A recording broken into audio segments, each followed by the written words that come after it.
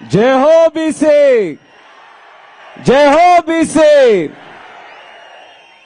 ఈరోజు జరుగుతున్నటువంటి కార్యక్రమానికి వేదికను అలంకరించబోతున్నటువంటి పెద్దలు సూర్య చంద్రుల్లాగా మన రాష్ట్రాన్ని భవిష్యత్తులో ముందుకు నడిపించబోయే వ్యక్తులు. ఒకరు నవ్యాంధ్రప్రదేశ్ నిర్మాత అయినటువంటి తెలుగుదేశం పార్టీ అధ్యక్షులు నారా చంద్రబాబు నాయుడు గారు, మరొకరు ఈ రాష్ట్రానికి అన్ని విధాలుగా ముందుకు నడిపించడానికి సైనికుడిగా పనిచేస్తానన్న జనసేనాని పవన్ కళ్యాణ్ గారు.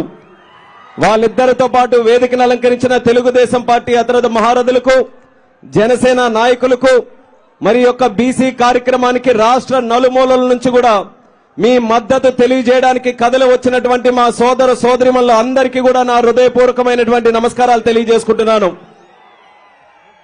బీసీల తాలూకా గొప్పతనం ఎంత చెప్పినా కూడా తరగనటువంటిది. ఈ భారతదేశంలో ప్రతిరోజు కూడా ఒక బీసీ సోదరుడు సోదరిమణి కష్టపడితేనే దేశం ముందుకు నడుస్తుందన్నటువంటి విషయం మన అందరం కూడా తెలుసుకోవాలి.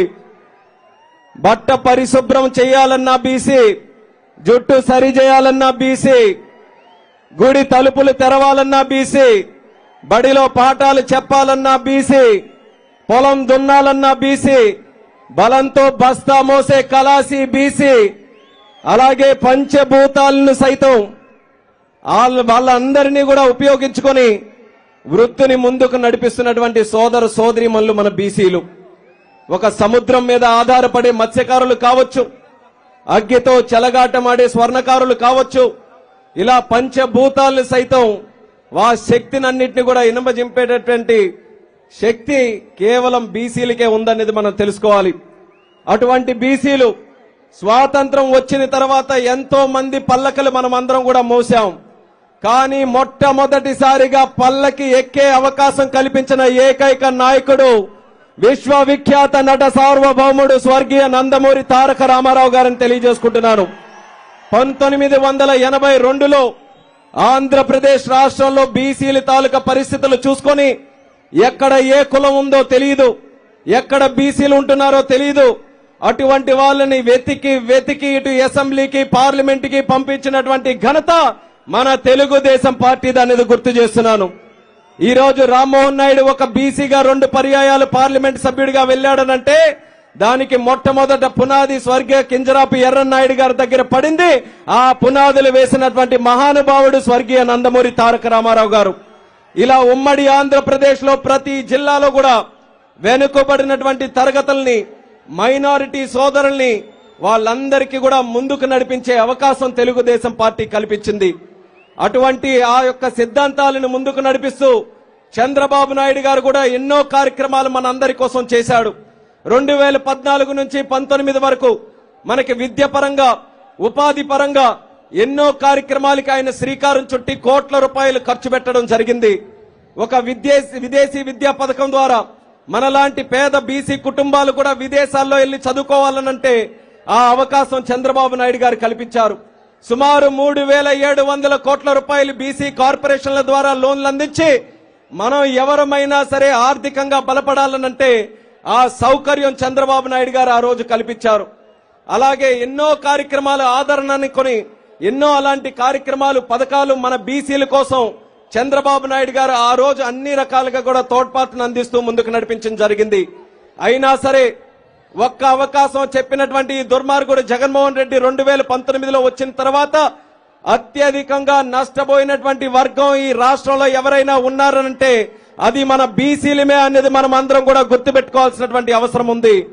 ఈ రోజు బీసీలకి ఏ విషయంలోనైనా న్యాయం జరుగుతుందా అనేది మనం అందరం కూడా ప్రశ్నించుకోవాలి.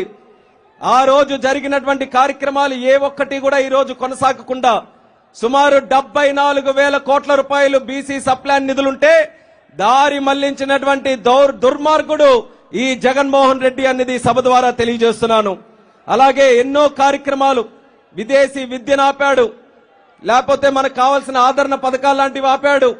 బీసీలకి కేవలం 54 కార్పొరేషన్లు ఏదో చేశామని బడాయి కొట్టుకుంటున్నటువంటి నాయకుడు కనీసం ఆ కార్పొరేషన్లకున్న చైర్మన్ల దగ్గరికి ఆ బీసీ సోదరులు వెళ్తే కప్పు టీ ఇవ్వడానికి కూడా డబ్బులు లేనటువంటి కార్పొరేషన్లు ఇస్తే ఏంటి, లేకపోతే ఏంటనేది కూడా జగన్మోహన్ రెడ్డికి సందర్భంగా ప్రశ్నిస్తున్నాను.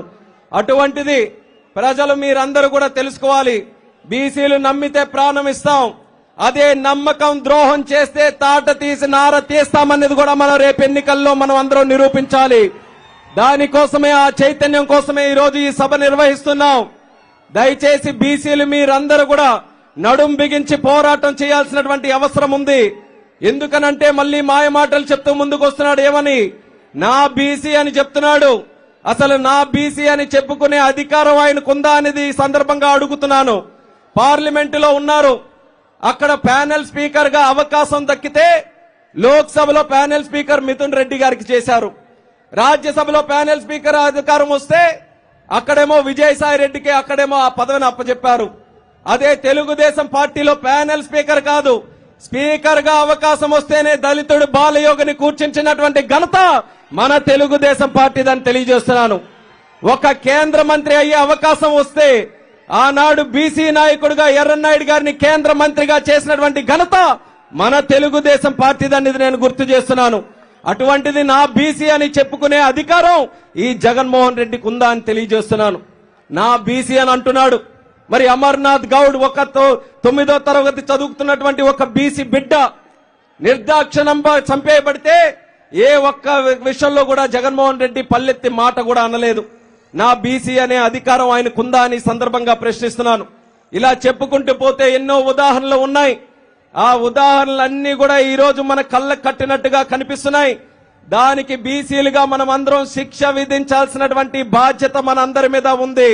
అందుకే రేపు ఎన్నికల్లో మీరందరూ కూడా చైతన్యవంతులై ఉత్తేజవంతులై ముందుకు రావాలి.